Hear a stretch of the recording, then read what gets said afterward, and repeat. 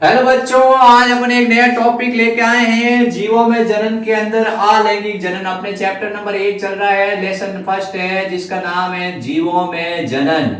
जीवों में जनन ये चैप्टर चल रहा है। इसका एक वीडियो अपलोड कर दिया, वीडियो नंबर 2 है। उसमें अपन आज देखेंगे अलैंगिक जनन, ये सेक्सुअल रिप्रोडक्शन। बहुत इंपॉर्टेंट टॉपिक है। बहुत सारे एग्जाम्पल है, क्या है, बहुत सारे एग्जाम्पल है। आपको एग्जाम्पल याद करने मेन, ठीक है, और 2-3 छोटे छोटे क्वेश्चन भी हैं। तो सबसे मेन इसमें आपके कंसंट्रेट आपके एग्जाम्पल पे रहेगा। अगर आपको एग्जाम्पल याद है तो ये टॉपिक ये क्लियर हो जाएगा। सबसे पहले तो आप एक अलैंगिक जनन है उसका थोड़ा इंट्रोडक्शन दे देते हैं। एकल जीव क्या करता है, नई संतान का निर्माण करता है। अलैंगिक जनन की अपन ने बताया था, एकल जीव द्वारा नई संतान का निर्माण होता है। एकल जीव क्या करता है, नई संतति का निर्माण करता है। सबसे पहला तो आप पर यही परिभाषा है, जब एकल जीव द्वारा नई संतति का निर्माण किया जाता है तो उसको कहते हैं अलैंगिक जनन। अब इन्होंने एक क्वेश्चन पुटअप किया है, ये जैसे क्या है, अमीबा है। इस अमीबा के अंदर ये केंद्रक है और ये इसका कोशिका द्रव है, ठीक है। अब इसका इन्होंने क्या किया, विभाजन किया है और 2 पुत्री कोशिकाएं बनाई है। क्या बनाई है, 2 पुत्री कोशिकाएं बनाई है। एक अमीबा था, इसका विभाजन किया और 2 पुत्री अमीबा बने। 2 पुत्री अमीबा बने या संतति अमीबा बने। 2 पुत्री अमीबा या अपन कह रहे हैं संतति अमीबा बने। कौन से जनन से बने हैं, संतति जो अपन कह रहे हैं वो बने हैं कौन से, अलैंगिक जनन से बने हैं। अब इनका क्वेश्चन सुनो आप ध्यान से। क्वेश्चन क्या कह रहे हैं, ये क्वेश्चन कह रहे हैं कि जो बनने वाली संतति अमीबा होती हैं, क्या ये एक दूसरे से आनुवांशिकी और आकार की रूप से समान होती हैं? क्या ये एक दूसरे से आनुवांशिकी और आकार की रूप से समान होती हैं? तो आपसे क्वेश्चन इन्होंने पुटअप किया है। अब आप सोचो क्या होते हैं। तो अपने को पता ही है कि ये केंद्रक है, ये केंद्रक ऐसे लंबा और फिर डंबलाकार हुआ। क्या हुआ, केंद्रक लंबा और डंबलाकार हुआ, फिर इसके बाद ये केंद्रक 2 पुत्री केंद्रक में बढ़ गया। इसका मतलब इसमें कौन सा विभाजन हुआ है, समसूत्री विभाजन हुआ है। कौन सा विभाजन हुआ है, समसूत्री। और समसूत्री विभाजन से जो पुत्री संतति कोशिकाएं बनती हैं वो क्या होती हैं, एक दूसरे के समान होती हैं। आपको बताना है आनुवांशिकी और आकार की रूप से समान होती हैं। क्या होती हैं? अब सवाल इन्होंने फिर क्वेश्चन पुटअप कर लिया है, क्या ये जनक के समान होती हैं? तो आपको बताना हाँ, ये जनक के भी क्या होती हैं, समान होती हैं। अब अपन कह रहे हैं एक वर्ड लिया यूज, क्लोन। क्या लिया है, क्लोन। क्लोन का मतलब होता है वे जीव जो संरचनात्मक, वे जीव जो संरचनात्मक और अनुवांशिकी रूप से, वे जीव जो संरचनात्मक और अनुवांशिकी रूप से एक दूसरे के समान होते हैं। वे जीव जो संरचनात्मक और अनुवांशिकी रूप से एक दूसरे के समान होते हैं उन्हें कहते हैं क्लोन। एक दूसरे के समान होते हैं उन्हें कहते हैं क्लोन। क्या कहते हैं, क्लोन, ठीक है। अब अपन कह रहे हैं ये जीवित होने चाहिए, क्लोन का मतलब जीवित होना चाहिए, चीज ध्यान रखनी है। तो सबसे पहले अलैंगिक जनन की परिभाषा बताओगे। एकल जीव द्वारा नई संतति का निर्माण करने की क्रिया को अपन क्या कहते हैं, अलैंगिक जनन कहते हैं। अब आपको 2-3 क्वेश्चन है उनका सामना करना पड़ेगा। सबसे पहला क्वेश्चन तो ये है कि अलैंगिक जनन से उत्पन्न संतति क्या एक दूसरे के समान होती है? तो आप बताओगे हाँ, ये आकार की रूप से भी समान है और अनुवांशिक रूप से भी समान होती है। यानी इसके गुण, इसके अंदर जो अनुवांशिक संगठन है, इसके अंदर जो अनुवांशिक संगठन है वो समान है। फिर उसके बाद क्या ये जनक के भी समान होती है? जनक के ये अनुवांशिक रूप से समान होगी, थोड़ी आकार में छोटी हो सकती है, आकार पे आपको ध्यान नहीं देना है। फिर उसके बाद आपसे पूछा जाता है क्लोन, क्या अलैंगिक जनन से उत्पन्न संतान क्लोन है? तो आपको बताना हाँ में उत्तर आ रहे हैं। आज क्या आ रहे हैं, हाँ में उत्तर आ रहे हैं। क्लोन की परिभाषा बताओगे, वे जीव जो संरचनात्मक और अनुवांशिक रूप से एक दूसरे के समान होते हैं उन्हें कहते हैं क्लोन। क्या कहते हैं, क्लोन कहते हैं। ये अपने एक्सप्लेन करना है। अब अपन एग्जाम्पल पढ़ेंगे अलैंगिक जनन के। अलैंगिक जनन किस में पाया जाता है वो एग्जाम्पल है अपने। अपने अलैंगिक जनन है उसके कुछ एग्जाम्पल अपन पढ़ते हैं। सबसे पहले तो आपको बताना है ये क्या होते हैं, जो एकल कोशी के जीव होता है, एकल कोशी के जीवों में ये अलैंगिक जनन पाया जाता है, ठीक है बच्चों। फिर उसके बाद आप कह सकते हो साधारण पादप और साधारण जंतुओं में भी ये पाया जाता है। साधारण पादप और साधारण जंतुओं में भी ये पाया जाता है। फिर इन्होंने कुछ एग्जाम्पल में नाम दे दिए हैं, जैसे प्रोटिस्टा और मोनेरा। क्या नाम दे दिया? प्रोटिस्टा और मोनेरा। इनमें भी क्या होता है? अलैंगिक जनन पाया जाता है। ठीक है, अब आपको बताते हैं अलैंगिक जनन में सबसे पहले क्या है। जंतुओं में अलैंगिक जनन दे रखा है, तो अपन क्या करते हैं, सिंपल इसको 3 मेथड अपनाते हैं अलैंगिक जनन के। सबसे पहला मेथड अपनाते हैं द्विविखंडन। कौन सा है? द्विविखंडन। द्विविखंडन विधि से अलैंगिक जनन है। किस विधि से है? द्विविखंडन विधि से अलैंगिक जनन दे रखा है। ठीक है, द्विविखंडन विधि आपको समझाते हैं किस तरह से क्या होता है। इसमें क्या होगा, एकमात्र जो कोशिका है, एकमात्र कोशिका है, उसके विभाजन से 2 पुत्री कोशिकाएं बनेगी। कितनी बनेगी? एकमात्र कोशिका से क्या होगा, विभाजन से 2 पुत्री कोशिकाएं बनेगी। ये क्या होता है, अनुकूल परिस्थितियों में ये विभाजन होता है, पासी परिस्थितियों में होता है। ये अनुकूल परिस्थितियों के अंदर इस प्रकार से क्या होता है, जनन होता है। जैसे कि आपको बताना है अमीबा और पैरामीशियम। इसका एग्जाम्पल आपको याद करना है, अमीबा और पैरामीशियम। अमीबा और पैरामीशियम में कौन सी विधि से विभाजन होगा? द्विविखंडन से। अब ये अमीबा है, इस अमीबा में क्या होगा, सबसे पहले तो आपको बताना ये केंद्रक है और ये कोशिका द्रव है। ठीक है, अब ये केंद्रक है और ये कोशिका द्रव, इसमें संकुचनशील रिक्तिकाएं वगैरह दे रखी है, लेकिन अपने वो याद नहीं करनी है।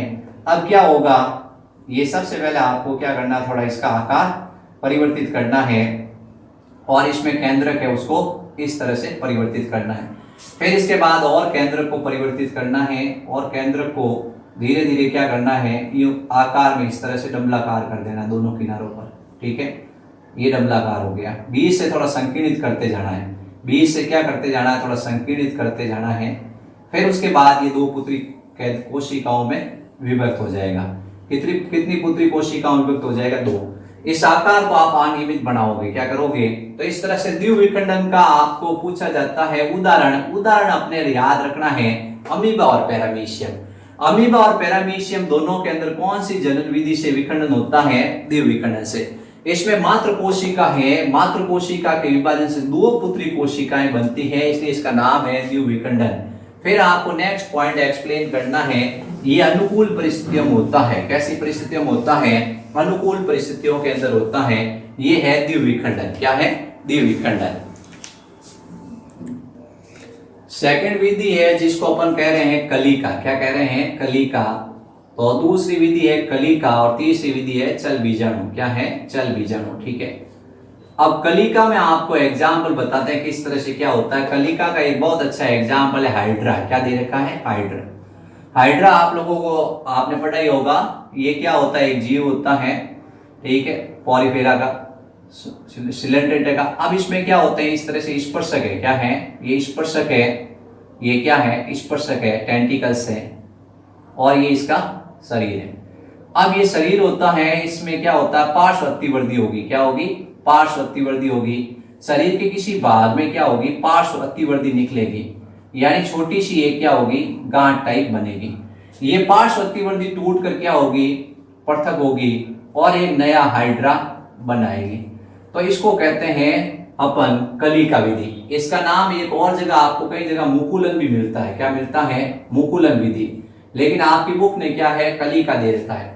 हाइड्रा में क्या होता है, हाइड्रा में आपको बताना है शरीर के किसी भाग में पार्श्व अतिवर्धी बनती है और पार्श्व अतिवर्धी क्या होती है, फिर उसके बाद में ये इस पर रहकर एक कॉलोनी भी बना सकती हैं या टूट कर पृथक होकर एक नया जीव भी बना सकती हैं।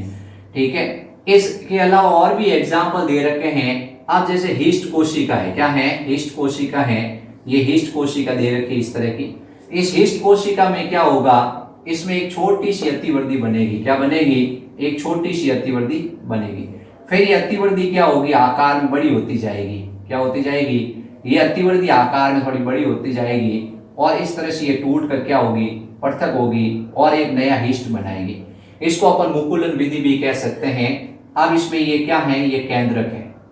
ये केंद्रक थोड़ा सा विभक्त होगा और इसमें जाएगा, फिर उसके बाद ये केंद्रक इसमें चला जाएगा और इस तरह से 2 पुत्री हिस्ट कोशिकाएं बन जाएगी। तो एक जनक से कितनी पुत्री कोशिकाएं बन रही हैं? 2 बन रही हैं। इन्होंने एक लाइन लिखी है कि ये बनने वाली जो अतिवर्दी है वो छोटे आकार की होती है। कैसी होती है? छोटे आकार की होती है। आपको एग्जाम्पल कंसंट्रेट करना है बच्चों, एग्जाम्पल आपको याद रखने हैं, ठीक है। मेथड आपसे कोई नहीं पूछेगा। फिर उसके बाद एक तीसरी विधि और है, इसमें स्पंज दे रखा है। क्या दे रखा है? स्पंज दे रखा है। स्पंज के अंदर क्या होते हैं? जेम्यूल बनते हैं। ये नाम आपको याद रखना है। स्पंज के अंदर क्या बनते हैं? जेम्यूल बनते हैं। स्पंज के अंदर क्या बनेंगे? जेम्यूल। अब ये आप देखोगे इस तरह का ये स्पंज है। इस स्पंज के अंदर अंतर्जात मुकुलन होगा और बहुत सारे ऐसे क्या बनेंगे? जेम्यूल्स बनेंगे, ठीक है। ये एक्चुअल में क्या होते हैं? चल बीजाणु की तरह होते हैं। अब ये क्या होता है? इसकी भित्ति में छेद होता है और ये सारे जेम्यूल क्या हो जाते हैं? मुक्त हो जाते हैं और नए स्पंज बना देते हैं। तो इस तरह से आपको बताना है स्पंज होते हैं। उन स्पंज के अंदर ये इस तरह से कैल्सीफेरस के स्केलेटन है इसमें थोड़ा। तो अपन देखेंगे कि स्पंज के अंदर क्या होगा? जेम्यूल विधि है, उससे अलैंगिक जनन होगा। ये तीन नाम आपको एकदम कंठस्थ याद रखने हैं। कलिका विधि का सबसे पहला एग्जाम्पल याद रखना हाइड्रा, दूसरा आपको एग्जाम्पल याद रखना हिस्ट, और तीसरा एग्जाम्पल याद रखना स्पंज में जेम्यूल, ठीक है। ये तीनों एग्जाम्पल बच्चों आपको कंठस्थ याद कर लेने हैं। कलिका है वो हाइड्रा में क्या होती है? कलिका विधि द्वारा या मुकुलन विधि द्वारा अलैंगिक जनन होता है। और हिस्ट में भी क्या होगा? मुकुलन विधि द्वारा आपको बताना है अलैंगिक जनन होगा। और स्पंज में ये जेम्यूल वर्ड आपको याद रखना है, ठीक है। जेम्यूल द्वारा क्या होता है? अलैंगिक जनन होता है, ठीक है बच्चों। अब अपन नेक्स्ट पढ़ेंगे चल बीजाणु। अब अपन तीसरी विधि पढ़ेंगे। तो अलैंगिक जनन है, उसमें सबसे पहले अपन ने पढ़ा द्विविखंडन। क्या पढ़ा? द्विविखंडन। द्विविखंडन के दो एग्जाम्पल याद रखने हैं, अमीबा और पैरामीशियम। क्या याद रखना है? अमीबा और पैरामीशियम, ठीक है। अमीबा में क्या होता है? साधारण अनुप्रस्थीय विभाजन होता है। ये साधारण विभाजन होता है और इसमें अनुप्रस्थीय विभाजन होगा। और द्विविखंडन के बाद में है जिसका नाम अपन ने पढ़ा था कलिका या मुकुलन। क्या पढ़ा था? कलिका या मुकुलन पढ़ा था। इस कलिका या मुकुलन मतलब बडिंग है, इसको अपन ने पढ़ा था। इसके अंदर अपने को एग्जाम्पल याद रखना है। सबसे पहले जैसे हाइड्रा सिलेंटेटा के अंतर्गत आता है, फिर उसके बाद स्पंज है पोरिफेरा, फिर उसके बाद एक और एग्जाम्पल है हिस्ट। क्या है? हिस्ट है। ये तीनों एग्जाम्पल आपको कंठस्थ याद करने। फिर उसके बाद तीसरा एग्जाम्पल है अलैंगिक चल बीजाणु। पूरा नाम है इसका अलैंगिक चल बीजाणु। बच्चों बहुत सरल है, आपको क्या करना है? थोड़ा डायग्राम देख देख के याद करना है, ठीक है। ज्यादा एक्सप्लेनेशन नहीं दे रखा है, सिंपल दे रखा है। अलैंगिक चल बीजाणु है वो आपको बताना है। जैसे कि इसमें दो एग्जाम्पल दे रखे हैं। पहला दे रखा है क्लेमाइडोमोनास। क्लेमाइडोमोनास। इस क्लेमाइडोमोनास के अंदर क्या होता है? अलैंगिक चल बीजाणु बनते हैं। इस क्लेमाइडोमोनास के अंदर अलैंगिक चल बीजाणु बनते हैं। ये अलैंगिक चल बीजाणु सूक्ष्मदर्शी होते हैं। कैसे होते हैं? सूक्ष्मदर्शी होते हैं, लेकिन इनकी विशेषता होती है ये चल संरचनाएं होती हैं। कैसी संरचनाएं होती हैं? चल संरचनाएं होती हैं। ये जैसे क्लेमाइडोमोनास है, इस क्लेमाइडोमोनास की कोशिका है, इस कोशिका में क्या होगा? विभाजन होगा और बहुत सारी ऐसी संरचनाएं बनेगी छोटी छोटी, जिनका नाम अपन कहेंगे अलैंगिक चल बीजाणु। इनमें क्या पाए जाते हैं? इनमें ऐसे पक्षमाभ पाए जाते हैं। ये पक्षमाभ इनको तैरने में सहायता करते हैं। फिर ये कोशिका फटती हैं और ये सब चल बीजाणु इस तरह से मुक्त हो जाते हैं। ये चल बीजाणु मुक्त हो जाते हैं। अब एक और एग्जाम्पल दे रखा है अलैंगिक चल बीजाणु के अंतर्गत है, जिसका नाम आपको बताना है पेनिसिलियम। क्या है? पेनिसिलियम है। इस पेनिसिलियम के अंदर नाम दे रखा है कॉनिडिया। क्या दे रखा है? कॉनिडिया। एक्चुअल में ये क्या होते हैं? ये जैसे आप देखोगे पेनिसिलियम है, ये मान लो पेनिसिलियम का डायग्राम बना था, इस तरह का पेनिसिलियम है। इस पेनिसिलियम के ऊपरी भाग पर, ये जो सबसे ऊपरी भाग है, यहाँ अतिवर्दी बनती है। ऊपरी भाग है उसमें क्या होगा? विभाजन होगा या अतिवर्दी बनेगी और इस तरह से क्या होगा? बहुत सारे कॉनिडिया बनेंगे। क्या बनेंगे? ये कॉनिडिया टूटकर पृथक होंगे और हवा में मुक्त होकर कहीं जाकर नया जीव बनाएंगे। इसमें और इसमें एक फर्क है।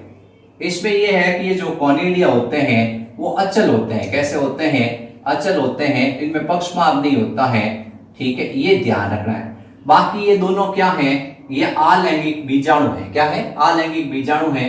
ये हवा के साथ चले जाते हैं या किसी माध्यम से चले जाते हैं, ये पानी में तैर के चले जाते हैं। तो इस तरह से आपको बताना है, मेन आपके कंसंट्रेट होना चाहिए। अलैंगिक जल बीजाणु का एग्जाम्पल है क्लेमाइडोमोनास। क्या है? क्लेमाइडोमोनास।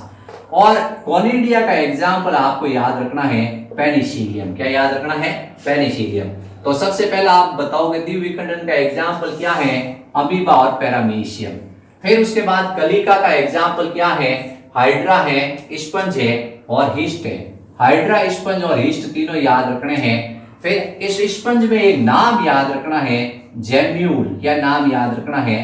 जेम्यूल। क्या नाम याद रखना बच्चों? जेम्यूल। फिर अलैंगिक जल बीजाणु का क्लेमाइडोमोनास और पेनिसिलियम है, उसमें एक नाम याद रखना कोनिडिया। ये छोटे छोटे सवाल आएंगे आपके एग्जाम के अंदर। जैसे आपसे टीचर पूछेगा या आपके ऐसे 12th बोर्ड का एग्जाम होगा, उसमें लिखा हुआ आएगा कि पेनिसिलियम में अलैंगिक जल बीजाणु का नाम क्या है? कोनिडिया। या जेम्यूल है, वो एक संरचना होती है जो जनन में सहायक है। वो किस में पाई जाती है? स्पंज में पाई जाती है। ठीक है, ये अपने को थोड़ा कंसंट्रेट करना है। अब अलैंगिक जनन है वो अपन ने क्या है, जंतुओं में लगभग क्या है पढ़ लिया है। जंतु और प्रोटिस्टा और मोनेरा है, उसमें अपन ने लगभग देख लिया है। ठीक है, जंतुओं में, प्रोटिस्टा में और मोनेरा में क्या होता है, अलैंगिक जनन की विधियां देख ली है। अब पादपों में क्या है? पादपों में अलैंगिक जनन। पादपों में अलैंगिक जनन को कहते हैं कायिक जनन। क्या कहते हैं? कायिक जनन कहना है इसको। अलैंगिक जनन को अपन क्या कहते हैं? कायिक जनन के नाम से जानते हैं। यानी पादप के किसी कायिक भाग का उपयोग करके, पादप के किसी कायिक भाग का उपयोग करके, पादप के किसी कायिक भाग जैसे जड़, तना, पत्ती या अपन कह सकते हैं शाखा, किसी कायिक भाग का, जड़, तना, पत्ती, शाखा या पुष्प, ये कायिक भाग होते हैं पादप के। जड़, तना, पत्ती, शाखा, पुष्प, पादप के किसी कायिक भाग का उपयोग करके, पादप के किसी कायिक भाग का उपयोग करके नए पादप का निर्माण किया जाता है। किसका निर्माण किया जाता है? नए पादप का निर्माण किया जाता है। इसको कहते हैं कायिक जनन। क्या कहते हैं? कायिक जनन। आपने देखा होगा जैसे आलू की खेती किस विधि से की जाती है? कायिक जनन से की जाती है। तो पादप के किसी कायिक भाग का उपयोग करके अपन क्या करते हैं? नए पादप का निर्माण करते हैं। इसको कहते हैं कायिक जनन। अब आपसे क्वेश्चन पुटअप होता है कायिक प्रवर्ध। क्या होता है एक्चुअल में बच्चों? कायिक प्रवर्ध क्या है?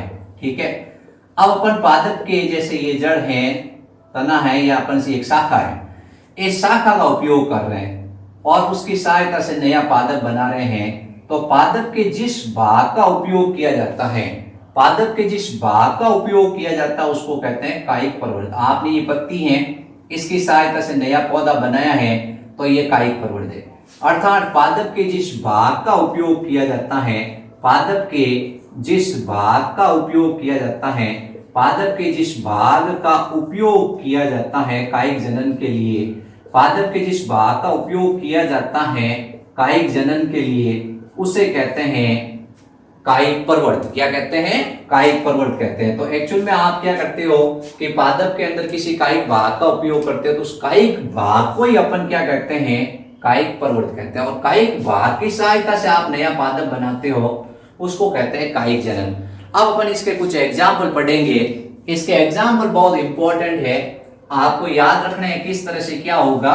ठीक है बच्चों, आप लोग इसमें मेन एग्जाम्पल आपको याद है तो ये टॉपिक याद है। इसमें ज्यादा क्वेश्चन एग्जाम्पल में पुटअप होते हैं। इसमें अब ये क्वेश्चन बनेगा बंगाल कहां तक, वो थोड़ा क्या है इंपॉर्टेंट दे रखा है। अब इसमें अपन पढ़ रहे हैं पादपों में कायिक जनन। पादपों में कायिक जनन। अब पादपों में कायिक जनन में क्या है, सबसे पहले अपने याद रखना है तने द्वारा कायिक जनन। किसके द्वारा? तने द्वारा। तने द्वारा में दे रखा है एग्जाम्पल, सबसे पहले कंद। क्या है? कंद। दूसरा है प्रकंद। क्या है? प्रकंद। तीसरा है घनकंद। क्या है? घनकंद। चौथा है सलकंद। ठीक है, ये सब तने के एग्जाम्पल है बच्चों। ये तने के क्या है? रूपांतरण है, भूमिगत रूपांतरण। फिर उसके बाद में है ऊपरी भूस्तरी। ऊपरी भूस्तरी। फिर उसके बाद एग्जाम्पल दे रखा है भूस्तारी का। क्या दे रखा है? भूस्तारी का। अब ये नाम दे दिए इन्होंने, अब इसके एग्जाम्पल आपको बताते हैं। आलू का एग्जाम्पल कंद का एग्जाम्पल होता आलू, ठीक है। प्रकंद का एग्जाम्पल आपको बताना है अदरक और हल्दी। अदरक और हल्दी दोनों किसके एग्जाम्पल हैं? प्रकंद के एग्जाम्पल हैं। अब गनकंद का एग्जाम्पल आपको बताना है जमीकंद, अरबी और केसर। जमीकंद, अरबी और केसर है। फिर उसके बाद सलकंद का है प्याज और लहसुन। क्या है? प्याज और लहसुन, ठीक है। फिर उसके बाद ऊपरी भूस्तारी, उसका एग्जाम्पल है दूब घास। क्या है? दूब घास है। और भूस्तारी का है, उसका एग्जाम्पल है जलकुंभी, आइकॉर्निया। क्या नाम है? जलकुंभी या आइकॉर्निया। आइकॉर्निया, जलकुंभी, या इसको क्या कहता है? आइकॉर्निया। भूस्तारी का उसका नाम इंग्लिश में भी याद रखना है ऑफसेट। क्या याद है? ऑफसेट, ठीक है। तो अपन कह सकते हैं ये क्या है? ये आलू है, वो कंद का कंद है, वो एक्चुअल में क्या है? आलू को कहते हैं। फिर प्रकंद, अदरक और हल्दी है। इसमें अपन केला भी कई जगह आपको लिखा हुआ मिलता है, केला, ठीक है। ये आपको याद रखना है। घनकंद का है जमीकंद, अरबी, केसर। सलकंद का है प्याज, लहसुन। ऊपरी भूस्तारी का दूब घास। भूस्तारी का है जलकुंभी। अब ये आलू है, इस आलू में आप देखोगे ये छोटी छोटी क्या होती है? पर्वसंधियां होती है। क्या होती है? पर्वसंधियां। इन पर्वसंधियों से क्या निकल जाती हैं? इन पर्वसंधियों से ऐसे कलिकाएं निकल जाती हैं। इन पर्वसंधियों से ऐसे कलिकाएं निकल जाती हैं। आपने रसोई में कभी अंधेरे में एक तो आलू छोड़ा होगा, तो उसमें छोटी छोटी पहले सफेद रंग की, बाद में वो हरे रंग की ऐसी कलिकाएं हो जाती हैं। खेती कैसे करते हैं? इस कलिका को काटते हैं। इस कलिका को क्या करते हैं? ऐसे काट देते हैं। काटने के बाद इसको क्या करते हैं? ऐसे जमीन में लगा देते हैं। ये कलिका ऊपर रखते हैं, ठीक है। अब नीचे से क्या होता है? ये ऐसे भाग लगाया जाता है, तो नीचे से जड़ें निकल जाती हैं और ऊपर ये हरी हरी हरी हरी इस तरह से क्या होती हैं? शाखाएं निकलती हैं। ये शाखाएं क्या करती है? वृद्धि करती हैं और इनका अंतिम भाग जमीन के अंदर घुसता है और फिर उसके बाद ये ऐसे आलू बन जाते हैं। क्या बन जाते हैं? ये आलू बन जाते हैं। ये बड़े बड़े आलू बन जाते हैं। क्या बन जाते हैं? ये बड़े बड़े आलू बन जाते हैं। इसमें क्या होता है? ऊपरी भाग में ऐसे हरी हरी पत्तियां आती है। पहले क्या आती हैं? ऐसे हरी हरी पत्तियां आती हैं, ऐसे हरी हरी पत्तियां। फिर उसके बाद ये हरी हरी पत्तियां क्या करती हैं? ये प्रकाश संश्लेषण करती है और ये फिर शाखा होती है। ये शाखा है कोई। शाखा का अंतिम भाग क्या होता है? शाखा को अपन तनई कह रहे हैं। तने का अंतिम भाग जमीन में घुसता है और इस तरह से एक नया आलू बनाता है। तो आलू की खेती ऐसे करते हैं किसान क्या करते हैं? 20 किलो आलू लेके आ जाते हैं बाजार से, और 20 किलो आलू लाकर क्या करते हैं? उनको घर में रख देते हैं 10 दिन 15 दिन। फिर उसके ऊपर कुछ हार्मोन का छिड़काव करते हैं या उसको अंधेरे में रखते हैं, तो ऐसी कलिकाएं निकल जाती हैं। इन कलिकाओं को काट काट कर क्या करते हैं? कुछ दूरी पर जमीन में लगाते हैं और फिर नए आलू उग जाते हैं, ठीक है। ये अपने ध्यान रखना है। अब इसी तरह से अपन आलू की खेती की तरह ही आपको क्या करते हैं? जैसे ये केले की खेती बताते हैं। केले में क्या होता है? ये केले का पौधा है, ये उगा हुआ है। इसके जमीन के पास में क्या होता है? ऐसा प्रकंद निकलता है। क्या निकलता है? प्रकंद। इस प्रकंद को क्या किया जाता है? यहां से काटा जाता है। प्रकंद को काटने के बाद यहाँ पे ये गमला है, इस गमले के अंदर ये प्रकंद लगा दिया जाता है। फिर इसके ऊपरी भाग से एक छोटी सी कलिका निकल जाती है और नीचे जड़ें निकल जाती है। तो केले की खेती भी ऐसे करते हैं। केले का आधार भाग होता है, वहां पर क्या होता है? वहां पर ऐसी संरचना देखी जाती है जिसके अंदर कलिकाएं हो। उस कलिका को काट कर क्या किया जाता है? यहाँ लगाया जाता है और नए केले उग जाते हैं। तो इसमें केले में भी बीज नहीं होते हैं, ठीक है। फिर उसके बाद ये दूब घास और आइकॉर्निया, ये तो बहुत क्या होते हैं? तेजी से फैलते हैं। दूब घास तो आपको पता ही है, आप लाके लगाते हो और वो फैल जाती हैं। इसमें ये चीज ध्यान रखनी है कि ये तना है, इस तने की ये पर्वसंधि है। इस पर्वसंधि के आधार भाग से क्या निकलती हैं? जड़ें, और ऊपरी भाग से क्या निकलती हैं? पत्तियां। अब ये चीज ये अपने ध्यान रखना है, कभी भी आप खेती करो तो ये पर्वसंधि है, इस पर्वसंधि पे आपको कंसंट्रेट करना है कि पर्वसंधि को आपको क्या करना है? नमी के संपर्क में लाना है। ये तना है, इस तने को आपको क्या करना है? ऐसी जगह डालना है जहां थोड़ी नमी हो। तो पर्वसंधि के आधार भाग से क्या निकलेगी? जड़ें, ऊपरी भाग से पत्तियां। ये जैसे गन्ना है, उसको काट के क्या किया जाता है? जमीन में डाल दिया जाता है। पर्वसंधि के निचले भाग से क्या निकलती हैं? जड़ें, ऊपरी भाग से ऐसे ये गन्ना निकल जाता है, ठीक है। जैसे किसान क्या करता है, इतना बड़ा खेत है, इतना बड़ा खेत है, इसके अंदर छोटे छोटे गन्ने के टुकड़े डाल देता है, ठीक है। ये गन्ने के टुकड़े डाल दिए, सबके अंदर क्या होता है,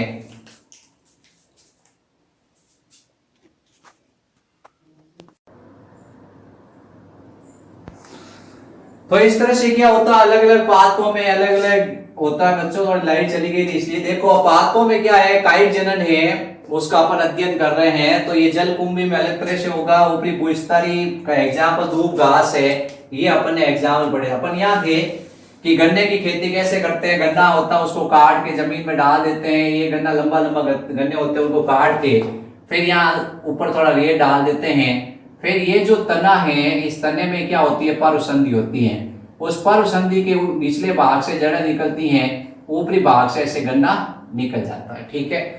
इसी तरह से ये केले की खेती भी की जाती है, ये अपने को ध्यान रखना है। अब इन्होंने दो एग्जाम्पल और दिए हैं, एक दिया है जिसका नाम है बुलबिल, क्या नाम है, बुलबिल। जो बुलबिल है उसका एग्जाम्पल पूछा जाता है, बुलबिल का एग्जाम्पल, ठीक है।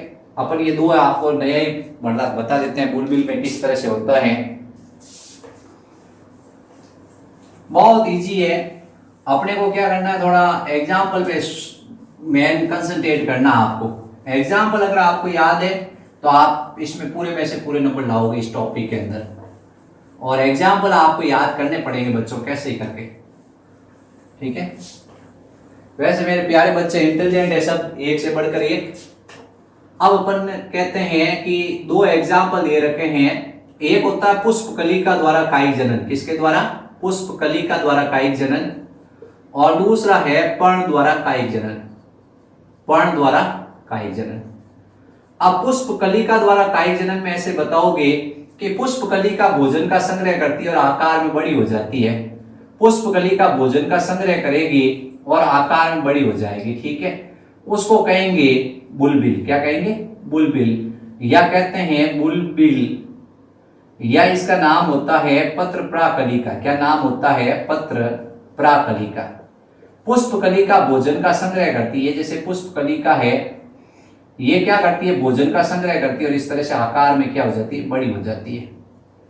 पुष्पकलिका ने भोजन का संग्रह किया और आकार में कैसी हो गई, बड़ी हो गई, इसका नाम हो गया बुलबिल। अब अपन कहेंगे ये क्या होती है, टूटती है और टूट कर पृथक होकर एक नया पौधा बना देती है, ठीक है, या ये इसी पादप पर लगी रहती है और एक नया पादप बना देती है। इसका उदाहरण आपके दे रखा है अगेव, क्या दे रखा है, अगेव। फिर उसके बाद पर्ण द्वारा कायिक जनन का एग्जाम्पल आपको दे रखा है ब्रायोफिलम, या जिसको कहते हैं पत्थर चिट्टा, ब्रायोफिलम, या जिसका नाम होता है पत्थर चट्टा, ठीक है। ब्रायोफिलम या पत्थर चट्टा किसका एग्जाम्पल है, पर्ण द्वारा कायिक जनन का एग्जाम्पल है। इसमें क्या होगा बच्चों, इसमें ऐसे होगा, ये जैसे क्या होगी, इसकी बहुत बड़ी पर्ण होती है, जमीन पे गिरती है, ऐसे जमीन के अंदर क्या होती है, थोड़ी नमी होती है। अब इस पर्ण की जो कलिका, पर्ण के जो किनारे हैं जिनको अपन कह रहे हैं पर्ण फलक, उन पर्ण फलक से क्या होता है, जो पर्ण फलक है उन पर्ण फलक के किनारों से क्या होती है, छोटी छोटी, पर्ण फलक के किनारों से छोटी छोटी कलिकाएं विकसित हो जाती है, पर्ण फलक के किनारों से छोटी छोटी कलिकाएं विकसित होती है, ठीक है। पर्ण फलक के किनारों से क्या विकसित होगी, छोटी छोटी कलिकाएं, ये कलिकाएं विकसित हो गई। अब ये पर्ण फलक के किनारों से क्या विकसित हुई हैं, कलिकाएं, क्या विकसित हुई है, कलिकाएं। ये कलिकाएं क्या करती है, नए पादप का निर्माण करती है, क्या करती हैं, नए पादप का निर्माण करती है, ठीक है, ये अपने ध्यान रखना है। तो इस तरह से एग्जाम्पल पूरे हो गए हैं, एग्जाम्पल अपन ने कर लिए हैं याद। अब आपको पुष्पकलिका द्वारा कायिक जनन या बुलबिल द्वारा कायिक जनन पूछे तो आपको एग्जाम्पल बताना है अगेव, क्या बताना है, अगेव, या जिसको कहते हैं घी ग्वार, क्या कहते हैं, घी ग्वार। फिर पर्ण द्वारा का एग्जाम्पल पूछे तो ब्रायोफिलम या पत्थर चिट्टा, ये आपको एग्जाम्पल एक्सप्लेन करना है, ठीक है। इस तरह से आप क्या करोगे, ये एग्जाम्पल बता दोगे, ये अपने एग्जाम्पल इंपॉर्टेंस है। अब अपन एक क्वेश्चन करेंगे कि बंगाल का हद तक क्या है, या बंगाल का महाविपत्ति क्या है, उसके बारे में अपन समझेंगे, ठीक है। महाविपत्ति के बारे में आपको बताएंगे किस तरह से क्या होता है, ये घटना आप ऐसे समझोगे कहानी की तरह घटना है। इसका एग्जाम्पल भी आपको याद रखना, अलैंगिक जनन के अंतर्गत ये टॉपिक है। सवाल आता है सबसे पहले, बंगाल का हद तक टेरर ऑफ बंगाल, बंगाल का आतंक, या जिसको कहा जाता है महाविपत्ति, क्या कहा जाता है, महाविपत्ति, उसका सबसे पहले आपको उदाहरण याद होना चाहिए। इसका उदाहरण है जलकुंभी, क्या है, जलकुंभी, या जिसको अपन कहते हैं वाटर हाइसिंथ, क्या कहते हैं, वाटर हाइसिंथ, या जिसको अपन कहते हैं आइकॉर्निया, क्या कहते हैं, आइकॉर्निया। इसके ये आइकॉर्निया नाम भी दे रखा होता है। अब क्या होता है, ये जलकुंभी भारत में कैसा आया, ये एक जलीय खरपतवार है। सबसे पहली विशेषता आपको बतानी है, ये एक जलीय खरपतवार है, जल के अंदर उगती हैं। और खरपतवार आपको पता ही है, अनचाहे पौधे, अवांछनीय पौधे उग जाते हैं जो प्रतिस्पर्धा करते हैं अच्छे पौधों के साथ, उनको कहते हैं खरपतवार। तो ये खरपतवार है, ये क्या जलीय खरपतवार है। अब क्या होता है, जैसे बहुत बड़ा तालाब है, इस तालाब के अंदर ये पानी भरा हुआ है, ये एक विदेशी पौधा है। कैसा पौधा है, विदेशी पौधा है जो भारत में लाया गया, विदेशी पादप है जो भारत में लाया गया। क्यों, क्योंकि इसमें बहुत बड़े बड़े सुंदर सुंदर पुष्प आते हैं, बहुत बड़े आकार के पुष्प आते हैं, बहुत बड़े आकार के आकर्षक पुष्प होते हैं, इसलिए कोई भारत में इसको लेके आ गया। दूसरा इसकी विशेषता, इसकी पत्तियां बड़ी होती है। इसकी पत्तियां कैसी होती हैं, बड़ी होती है। पत्तियां अच्छी लगी और पुष्प अच्छे लगे, लेके आ गया कोई भारत में। अब लेके कौन आया ये आपको नहीं खोज रहा है ना, आपको कहीं मिलेगा, इतना याद रखना, ये लेके आ गए। फिर उसके बाद अपन कहते हैं, ये लाने के बाद क्या होता है, ये जैसे इसके अंदर ये पौधा है, ये पौधा इसके अंदर जलकुंभी है, वो ये डाल दिया है। जैसे आप दूब घास देखिए, इस तरह से जलकुंभी है, वो पूरे के पूरे इस तालाब को क्या करेगा, घेर लेगा। ठीक है, इस तालाब के ऊपर, ये जलाशय के ऊपर क्या करेगा, अपना एक आवरण बना लेगा, तेजी से वृद्धि करेगा और कुछ समय बाद एक आवरण बना लेगा। अब क्या करेगा, आवरण बनाने के बाद ये क्या करेगा, सबसे पहले तो जल का वाष्प को उत्सर्जन करेगा, जल का वाष्प को उत्सर्जन करेगा, बहुत ज्यादा जल की कमी करेगा। दूसरा ये क्या करेगा, जल के अंदर जितनी ऑक्सीजन है, उस ऑक्सीजन को ये ग्रहण कर लेगा। ऑक्सीजन को ये बच्चों क्या कर लेगा, ग्रहण, ये ऑक्सीजन को ग्रहण कर लेगा, जिसके कारण इसमें जो मछलियां हैं, जिसके कारण इसमें जो मछलियां हैं, वो मछलियां क्या हो जाएगी, मर जाएगी। मछलियां बेचारी तड़प तड़प के मर जाएगी। क्यों मर जाएगी, क्योंकि जल के अंदर क्या है, ऑक्सीजन सारी इसने ग्रहण कर ली। ये पौधा ये पौधा इस जलाशय के अंदर जितनी ऑक्सीजन है उसको ग्रहण कर लेता है और इसके अंदर क्या करता है, अवशिष्ट पदार्थों की मात्रा बढ़ती है, जिसके कारण जल की बीओडी कम हो जाती है। जल की बीओडी क्या हो जाएगी, कम। और जल की जैसे ही बीओडी, बायोलॉजिकल ऑक्सीजन डिमांड कम होगी, जल प्रदूषित हो जाएगा। क्या हो जाएगा, जल प्रदूषित हो जाएगा, जल में दुर्गंध आएगी। क्या आएगी, जल में दुर्गंध आएगी। इस तरह से ये जल प्रदूषित हो गया, जल में दुर्गंध आनी शुरू हो गई, मछलियां मरनी शुरू हो गई। तो इस तरह से ये क्या करता है, ये बहुत ही घातक है। अब इतने ज्यादा ये परत बढ़ा देता है कि यहाँ ऑक्सीजन, यहाँ प्रकाश भी नहीं पहुंच पाता है। यहाँ क्या नहीं पहुंच पाता है, प्रकाश भी नहीं पहुंच पाता, अंधेरा कर देता अंदर। तो ये सवाल आता है कि बंगाल का आतंक या महाविपत्ति क्या है, बंगाल का आतंक या महाविपत्ति क्या है। ये नाम आपको याद रखना बच्चों, जलकुंभी, वाटर हाइसिंथ या आइकॉर्निया, तीनों नाम एक ही है, आइकॉर्निया, वाटर हाइसिंथ, जलकुंभी। अब आपको इसको कहानी की तरह समझाना है कि एक जलीय खरपतवार है जो जल में बहुत तेजी से वृद्धि करता है। जैसे आपके खेत में आप कुछ बच्चे ऐसे जो किसान है, आप एक दूब घास लाके खेत में डालते हो, पूरा खेत है वो फैल जाता है, उसके अंदर दूब घास। आप कितनी कोशिश करते हो, दो उड़ी जाती नहीं है खेत के अंदर से, क्योंकि वो खरपतवार है। ठीक है, अब ये जलीय खरपतवार, ये विदेशी पादप है जो भारत में लाया गया था। अब लाया कौन था ये पता नहीं है, लेकिन इसके पुष्प आकर्षक है, बड़ी पत्तियां इसलिए लेके आ गए। अब ये काम कैसे करते हैं, ये तेजी से विभाजित होता है, तेजी से कायिक जनन करता है, और तेजी से कायिक जनन करने के बाद ये क्या करता है, ये कुछ समय के बाद इसके ऊपर फैल जाता है। अब फैलने के बाद ये आवरण बना देता है और ये जल का वाष्प उत्सर्जन शुरू कर देता है। जल के अंदर जितनी ऑक्सीजन होती है उसको ग्रहण कर लेता है और जल प्रदूषित और दुर्गंध हो जाता है, जिसके कारण मछलियां मर जाती हैं। इस तरह से क्या होता है, दूसरे जीव इसमें पनप नहीं पाते हैं। ये करता है बंगाल का आतंक। ठीक है, ये अपने ध्यान रखना है बच्चों, रख लोगे ये अपने। अब अपन से पूछ लिया कि भाई गन्ने की खेती, गुलाब की खेती, ये खेती कौन सी विधि से करेंगे, कायिक जनन से। कौन सी विधि से करेंगे अपन, कायिक जनन से करेंगे। ये बंगाल का आतंक आपको याद रखना है। अब अपन इसमें जो अलैंगिक जनन है और लैंगिक जनन है उसमें एक क्वेश्चन इन्होंने फिर पुटअप कर लिया अपने से कि बच्चों ये ज्यादातर जो एक कोशिकीय के जीव होते हैं वो सामान्य परिस्थितियों में अलैंगिक जनन करते हैं।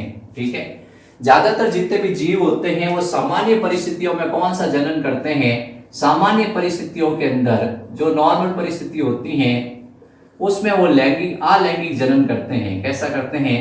लेकिन जैसे ही विपरीत परिस्थिति आती है, जैसे ही विपरीत परिस्थिति आती है वो कौन से जनन की ओर चले जाते हैं? वो लैंगिक जनन की ओर चले जाते हैं। क्यों? यानी विपरीत परिस्थितियों में वो लैंगिक जनन क्यों करते हैं? आप सोचो क्यों करते हैं? अपने ये सीधा से इसका आंसर है कि विपरीत परिस्थितियों में लैंगिक जनन इसलिए करते हैं क्योंकि लैंगिक जनन द्वारा विविधताएं उत्पन्न होती हैं। लैंगिक जनन द्वारा क्या होती हैं? विविधता उत्पन्न होती है। सबसे पहला रीजन बताओगे, इससे विविधता उत्पन्न होगी। दूसरा कारण आपको बताना, विविधता उत्पन्न होगी तो नई जातियां बनेगी। क्या बनेगी? नई जातियां बनती हैं, विविधताएं उत्पन्न होती हैं, नई जातियों का निर्माण होता है जो प्रतिकूल परिस्थिति में रहने योग्य होती हैं। जो प्रतिकूल परिस्थिति में रहने योग्य होती है, क्या होती हैं? जो प्रतिकूल परिस्थिति में रहने योग्य होती है, यानी आराम से वो प्रतिकूल परिस्थिति में क्या हो जाती हैं? रह सकती है। ठीक है, यानी विविधता उत्पन्न होगी, नई जातियों का निर्माण होगा जो प्रतिकूल परिस्थितियों में रहने योग्य होती हैं, इसलिए वो क्या करते हैं? लैंगिक जनन करते हैं। अब कुछ बुक्स ने ऐसे भी लिखा है, ये कुछ बुक्स ने ऐसे भी लिखा है कि लैंगिक जनन है वो लैंगिक जनन इसलिए किया जाता है क्योंकि उसमें पुट्टी भवन हो जाता है। लैंगिक जनन में कौन सा? प्रतिकूल परिस्थिति में उसमें पुट्टी बन जाती है। प्रतिकूल परिस्थिति में क्या बन जाती है? पुट्टी बन जाती है और पुट्टी उसको सुरक्षा देती है। और जब अनुकूल परिस्थिति आती है तो ये पुट्टी फट जाती है और उसके अंदर से नया जीव बाहर निकल जाता है। ठीक है, लेकिन ये अलैंगिक जनन का भी एक तरीका होता है पुट्टी भवन। तो ये ज्यादा आपको क्या करना है? ध्यान नहीं देना, आपको यहाँ कंसंट्रेट करना है। लैंगिक जनन से विविधता उत्पन्न होगी, लैंगिक जनन से नई जातियों का निर्माण होगा, नई जातियां प्रतिकूल परिस्थितियों में रहने योग्य होगी, यानी कैसी भी परिस्थिति होगी वो आसानी से उसमें सर्वाइव कर सकेंगे। इसलिए क्या करते हैं? जीव लैंगिक जनन करते हैं। ठीक है, दूसरा रीजन है कि उसमें लैंगिक जनन एक पुट्टी भवन की क्रिया होती है लैंगिक जनन के समय, और पुट्टी भवन के द्वारा वो क्या करता है? अपने चारों तरफ सुरक्षात्मक आवरण बना लेता है और जब तक प्रतिकूल परिस्थिति रहती है उसके तक वो जिंदा रहता है। और जैसे ही नई अनुकूल परिस्थिति आती है तो एक नया जीव बनता है। एक छोटा सा एग्जाम्पल बताते हैं, ये जैसे अमीबा भी ले लो। क्या ले लो? अमीबा वैसे अलैंगिक जनन करता है, लेकिन इसमें ये पुट्टी बन गई, ये पुट्टी इसको क्या करेगी? सुरक्षा देगी। और जैसे ही क्या होगा? ये पुट्टी फटेगी, अनुकूल बारिश वगैरह होगी, उस कंडीशन में इस पुट्टी से नए जीव निकलेंगे। तो अलैंगिक जनन सामान्य परिस्थितियों में किया जाता है और विपरीत परिस्थितियों में लैंगिक जनन को बढ़ावा क्यों दिया जाता है, ये रीजन आपको एक्सप्लेन करना है। ये आपके एनसीईआरटी की बुक ने सीधा क्वेश्चन पुटअप किया है। थैंक यू बच्चों, वीडियो देखें, लाइक करें, सब्सक्राइब करें और शेयर करें। और एक टेबल बना लें आप, और टेबल बनाकर क्या करें? आप याद कर ले। मैं एक टेबल बना लेता हूं, उसका आप स्क्रीनशॉट ले लेना, किस तरह से जीवों में जनन के एग्जाम्पल याद रखने हैं। ठीक है, एक टेबल बना देते हैं आपको इसकी, मेन इसमें एग्जाम्पल है उसकी आपको टेबल याद रखनी है। सबसे पहले है सिंपल, अपन क्या करते हैं? द्विविखंडन, एग्जाम्पल की टेबल बनाते हैं। ठीक है, द्विविखंडन, द्विविखंडन का एग्जाम्पल लिख देंगे अमीबा पैरामीशियम, अमीबा पैरामीशियम। फिर मुकुलन का लिख देंगे एग्जाम्पल, या कलिका, इसका एग्जाम्पल लिख देंगे अपन हाइड्रा। ठीक है, हिस्ट, और तीसरा लिखेंगे स्पंज। स्पंज के आगे ब्रैकेट में लिखेंगे जेम्यूल। क्या लिखेंगे? जेम्यूल। फिर मुकुलन के बाद में तीसरा है चल बीजाणु। क्या है? चल बीजाणु, अलैंगिक चल बीजाणु, अलैंगिक चल बीजाणु। इसमें दो एग्जाम्पल लिखेंगे। एक सबसे पहले लिखेंगे जिसका नाम होगा क्लेमाइडोमोनास, क्लेमाइडोमोनास। फिर दूसरा एग्जाम्पल लिखेंगे जिसको अपन कहेंगे कॉनिडिया, पेनिसिलियम है, पेनिसिलियम में कॉनिडिया, पेनिसिलियम है उसमें कॉनिडिया। ये दो एग्जाम्पल अपने को याद रखने हैं। अब उसके बाद पादपों में आ जाएंगे, किसमें आ जाएंगे? पादपों में आ जाएंगे। पादपों में सबसे पहले पर्ण लिखेंगे, पर्ण का एग्जाम्पल लिखेंगे ब्रायोफिलम। क्या लिखेंगे? ब्रायोफिलम। फिर लिखेंगे बुलबिल, बुलबिल का एग्जाम्पल लिखेंगे अगेव, गीगवार। फिर उसके बाद तने में अपन लिखेंगे प्रकंद, कंद में आलू होता, आलू में आंखें होती हैं जिनको कक्षस्थ कलिका कहते हैं। आलू में आंखें, आंखें कौन सी कलिका है? कक्षस्थ कलिका। कौन सी कलिका है? कक्षस्थ। फिर उसके बाद प्रकंद लिखेंगे, प्रकंद का एग्जाम्पल अपन लिखेंगे अदरक और हल्दी। क्या लिखेंगे? अदरक और हल्दी। फिर गनकंद है, जमीकंद है, केसर है, जमीकंद केसर अरबी, जमीकंद केसर अरबी। फिर उसके बाद एग्जाम्पल अपने दे रखा है सलकंद, प्याज लहसुन, सलकंद प्याज और लहसुन। क्या दे रखा है? प्याज और लहसुन। फिर उसके बाद में अपने एग्जाम्पल है ऊपरी भूस्तरी, ऊपरी भूस्तरी। ऊपरी भूस्तरी का एग्जाम्पल है दूब घास, साइनोडोन डेक्टाइलॉन इसका नाम होता है। फिर है दूब घास के बाद भूस्तरिका, ऑफसेट। भूस्तरिका का एग्जाम्पल बताओ बच्चों, क्या होता है? जमीकंदी। क्या होता है? जमीकंद। ये आपको एग्जाम्पल है, उस पर कंसंट्रेट करना है। ये एग्जाम्पल आपको कंठस्थ याद होने चाहिए। थैंक यू बच्चों, आप वीडियो को देखें, लाइक करें, सब्सक्राइब करें और ज्यादा से ज्यादा अपने दोस्तों को बताएं किस तरह से क्या एग्जाम्पल याद रखने हैं।